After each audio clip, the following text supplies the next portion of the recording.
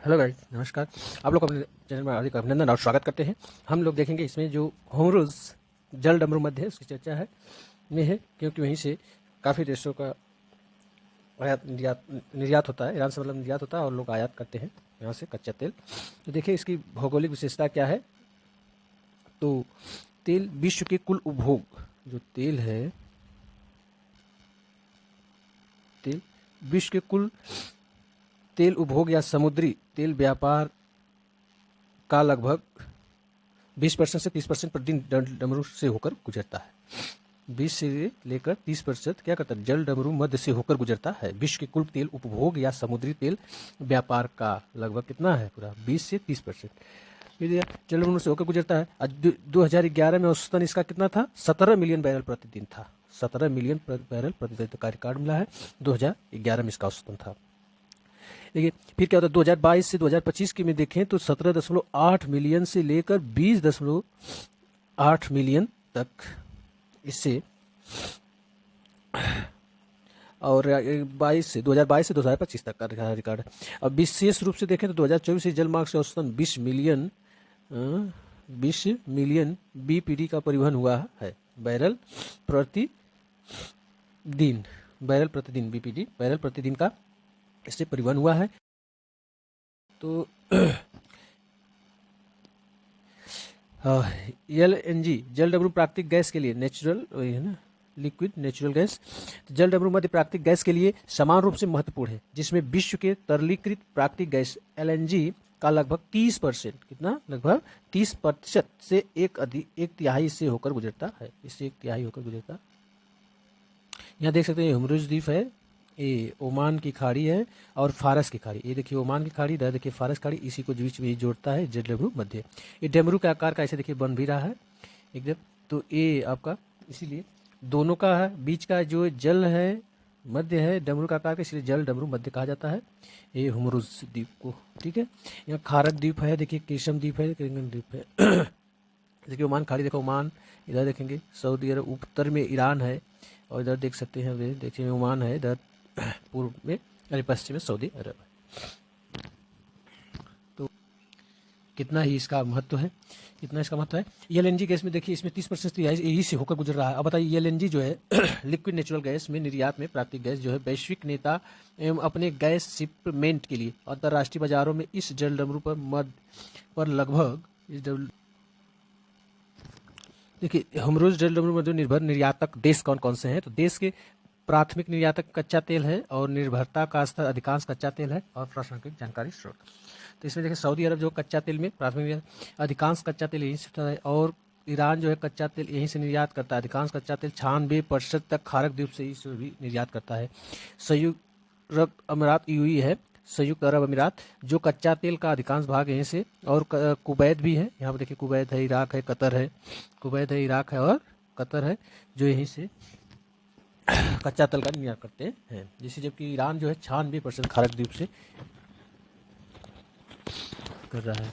इसी तरह देखो होमरुज जल डमरू मध्य ऊर्जा प्रवाह निर्भर प्रमुख आयातक देश। आयातक मतलब जो यहाँ से ले जाते हैं, तो क्षेत्र देश देखें तो आयातक पूरा, इसमें एशिया की कुल देखिए कच्चा तेल कंडेंसेंट LNG में 80 से 84% तक ले जाते हैं। कितना, 80 से 84%। इसी तरह चीन का कच्चा तेल है 5.4 मिलियन बैलन पर डे, मिलियन बैलन पर डे। दक्षिण कोरिया कच्चा तेल का 1.7 है, और जापान कच्चा तेल का 1.6 मिलियन।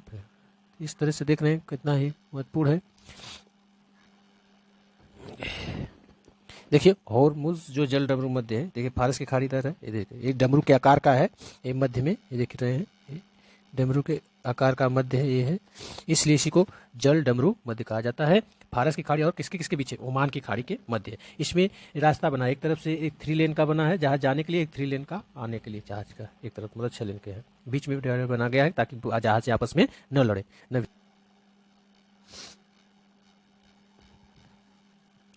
होमरुज जल डमरू एक संकीर्ण होमरुज जल डमरू एक संकीर्ण लेकिन अत्यंत रणनीतिक जलमार्ग है, जो संसाधन समृद्ध फारस की खाड़ी को और ओमान की खाड़ी से जोड़ता है। तो ये फारस की खाड़ी को ओमान की खाड़ी से जोड़ता है। और इसके बाद ये देखिए अरब सागर तथा व्यापक हिंद महासागर से भी जुड़ता है। इसकी भौगोलिक विशेषता देखिए तो लंबाई लंबाई और चौड़ाई में यह करीब 167 किलोमीटर लंबा है, यानी फारस की खाड़ी से ओमान की खाड़ी तक का पूरा रास्ता है। फारस की खाड़ी से देख रहे हैं यहाँ पर, ये फारस की खाड़ी है, और फारस खाड़ी से लेके ओमान की खाड़ी तक का ये पूरा रास्ता है को देखने को मिल रहा है। तो इसमें देखेंगे 167 किलोमीटर लंबा है, यानी फारस की खाड़ी से ओमान की खाड़ी तक का पूरा रास्ता। इसकी चौड़ाई हर जगह एक जैसी नहीं है, इसकी चौड़ाई जो है हर जगह ऐसी नहीं है, लेकिन कहीं कहीं ये करीब 96 किलोमीटर चौड़ा है। कहीं कहीं क्या है, ये 96 किलोमीटर चौड़ा है, तो कहीं बहुत पतला होकर 39 किलोमीटर, और कुछ रिपोर्टों के अनुसार तो सिर्फ 32 या 33 किलोमीटर रह जाता है। कितना, कहीं कहीं बहुत पतला 39 किलोमीटर तक है, और रिपोर्टों के अनुसार तो सिर्फ 32 और 33 किलोमीटर तक रह जाता है। इसकी पतली जगहें ही इसकी इतना अहम बनाती हैं, इसकी पतली जगहें ही इसे इतना अहम बनाती हैं। तो ये देख लीजिए 167 किलोमीटर लंबा है, और इसका जो चौड़ाई है 96 किलोमीटर चौड़ा है कहीं, और कहीं 39 हो जाती है, 32-33 चौड़ाई में थोड़ा बराबर। देखिए जहाज़ों के लिए रास्ता, यहाँ से जहाज़ों की आवाजाही की जो व्यवस्थित रखने की खास रास्ते बनाए गए हैं, आवाजाही की आने जाने के लिए जो भी रखने के खास रास्ते बनाए गए हैं, इसमें देखेंगे 2 अलग अलग लेन है, 2 अलग अलग लेन बने हैं, जैसे आपके हाईवे होते हैं इसमें 2 लेन, उसी तरह उसमें भी है पानी वाले बनाए गए हैं। हर लेन करीब कितना है, देखिए 3 किलोमीटर चौड़ी है, हर लेन 3 किलोमीटर चौड़ी है।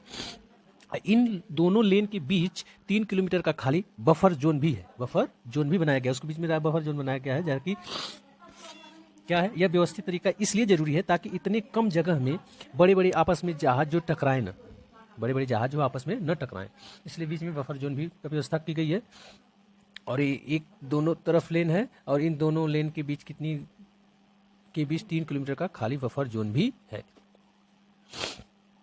3 किलोमीटर रास्ता वो बना भी लेन है, एक 3 किलोमीटर चौड़ा लेन भी है, यहाँ देख भी पा रहे हैं फिगर में, चित्र में देख पाएंगे।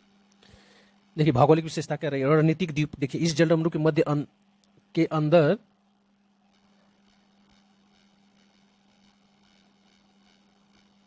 इस जलडमरू के अंदर या आसपास कुछ द्वीप हैं, जैसे होमरूज द्वीप और केशम द्वीप, हैंगेम द्वीप।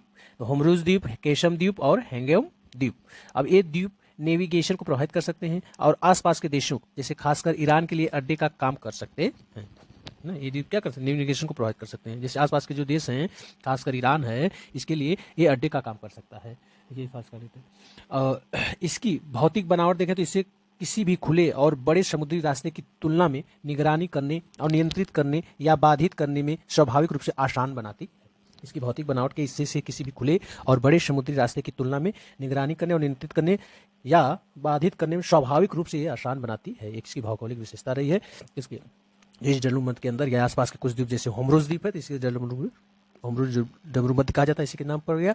केशम द्वीप है एक, और हैंग द्वीप है, तो ये भी पूछे जा सकते हैं, देख लीजिए होमरोज द्वीप और केशम द्वीप और हैंग द्वीप कहाँ पर स्थित है। और ये खास तौर से किसके, ईरान के लिए अड्डे काम कर सकता है। फिर होमरीज जो डमरू के आसपास के देश हैं, उत्तरी किनारा पर देखेंगे जल डमरू मध्य का पूरा उत्तरी किनारा ईरान के पास है। देखिए उत्तरी किनारा ईरान के पास है, जिसमें हैंगेम द्वीप और केशम द्वीप भी आपके ठीक है ना।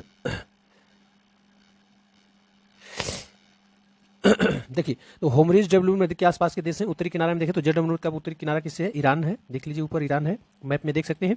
और यानी इस रास्ते पर ईरान का सीधा कंट्रोल है, ईरान का सीधा कंट्रोल है इस रास्ते पर, उत्तरी किनारे पर। देख लीजिए उत्तरी किनारा से जो हैंगेम द्वीप और केशम द्वीप है, होमरोज द्वीप। और इसके बाद आए देखें इस पे फिर इस दक्षिणी किनारा में जल डमरू का दक्षिणी किनारा जो है मुसंडप प्रायद्वीप से बना है, मुसंडप प्रायद्वीप। तो ये मुसंडप प्रायद्वीप से बना है। इस प्रायद्वीप को संयुक्त अरब अमीरात जो है ओमान मिलकर कंट्रोल करते। संयुक्त अरब इमारात भी है, ये वाला देखो संयुक्त अरब इमारात है, यूई है, इधर ओमान है, ये देखने को मिल रहा है फिगर में, इधर यूई है। तो यूई और ओमान दोनों मिलकर इस पर कंट्रोल करते हैं। ओमान का ये हिस्सा थोड़ा अलग है, जिसे मुसंडम गवर्नेट कहते हैं। तो ये वाला देखिए यू ओमान को मुसंडम प्रायद्वीप से बना है, इसी पर दोनों का अधिकार है। और इधर देखिए ईरान का जो है इसके उत्तर में है, ये सीधा कंट्रोल रहता है इसका। तो यहाँ देख ईरान के लिए महत्व क्या है, 1959 में ईरान और 1972 में ओमान ने अपने समुद्री इलाके को बढ़ाया, जिससे यह रास्ता पूरी तरह से उनके अपने समुद्री इलाके में आ गया। तो 1959 में ईरान था और 1972 में देखेंगे ओमान ने अपने समुद्री इलाके को बढ़ाए। तो उसमें देखें तो इसके रास्ता पूरी तरह से किसके, इनके समुद्री इलाके में आ जाता है। ईरान अक्सर धमकी देता है कि अगर उस पर अमेरिका ने प्रतिबंध लगाए या इजराइल ने उकसाया तो यह रास्ता बंद कर देगा। यह उसकी एक तरह की रक्षा नीति है। ठीक है, तो ईरान क्या करता है, अक्सर ये धमकी देता रहता है। किसे दिया, अमेरिका को। यदि प्रतिबंध लगाए मतलब उसके व्यापार पर या इजराइल ने उकसाया उसे तो क्या कहेगा, रास्ता उसको बंद कर देगा।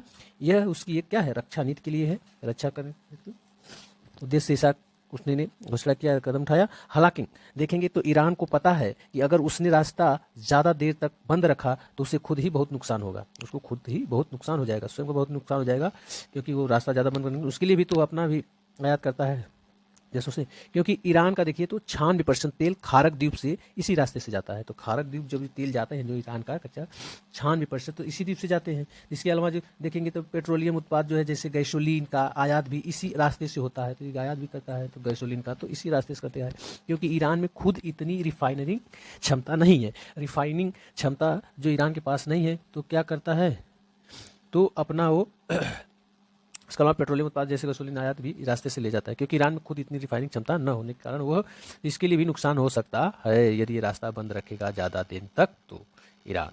ठीक है ना, देखिए कितना ही महत्व आपको मिली होंगे, इसी एग्जाम में बन सकते हैं, इसको ध्यान दीजिए। खौरक द्वीप है, इस रास्ते से जाता है तो खौरक द्वीप कहाँ है, कितना प्रतिशत, और है केशम द्वीप कहाँ, हेंगेमन द्वीप और हुरुस द्वीप, तीनों को याद रखिए। और ये जल डब्ल्यू के उत्तर में कौन सा है देश, ईरान, ऐसे दक्षिण में ईरान लगभग, और इधर पूर्व पश्चिम। Thank you for watching, see you next video. जय हिंद जय भारत। देखिए कैसा लगा आपको।